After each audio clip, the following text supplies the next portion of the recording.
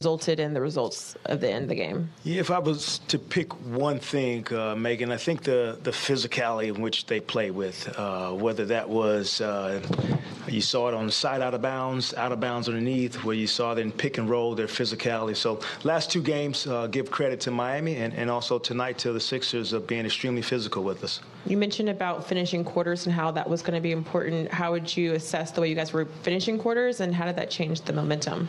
Yeah, we're still not there, and that's definitely a work in progress for us to understand. Teams are doing different things at the end of the quarter to disrupt you, so you have to have a poise about yourself. We talked about it. We had film before the game, which highlighted that, so we're still searching for that. We'll continue to work on it and get better, but you see how those momentum plays make a difference, especially at the end of quarters. So, Jacque, as you said, is it more what teams are doing, or is it more what you're seeing from just maybe execution on your guys' end with how you guys ended the second quarter, the last two games? Yeah, it's a combination. So most teams aren't just sitting back anymore, allowing you to have that shot by yourself, whether they're running, jumping, whether they're playing a matchup zone. So that happened versus Miami. That happened again tonight. So the execution behind it, and it might not be perfect every time, but being organized gives yourself a chance. So give credit to the teams, and now it's on us to figure out how we're going to be composed and poised in those situations. And then the second half, I think you guys finished with 15 turnovers. I think most of them came in the second half. Was that just another case of decision physicality? Well, I think it goes to a little bit of us not playing in the full court. So when you play in the half court with teams, now you have to have multiple drive and kick opportunities when they have a big at the rim. And so the more you drive and kick, the more opportunities there are for you to turn the basketball over. Sometimes it's to your advantage, but when you don't execute, then that allows them to have turnovers and able to run on us. So it starts with us playing with pace and capitalizing on early opportunities before a physical defense gets set in the half court.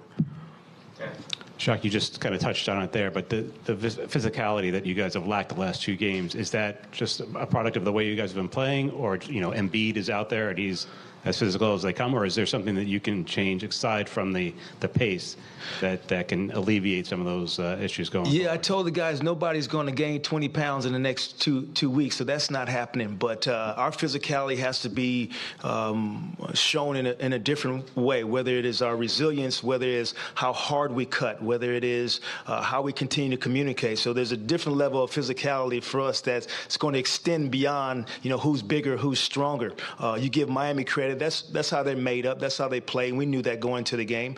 And then the ability of their guards tonight in the Sixers to really climb into the basketball, whether it's Springer and Beverly off the bench, Maxey and Melton at the beginning of the game, when they do have the big fella at the rim.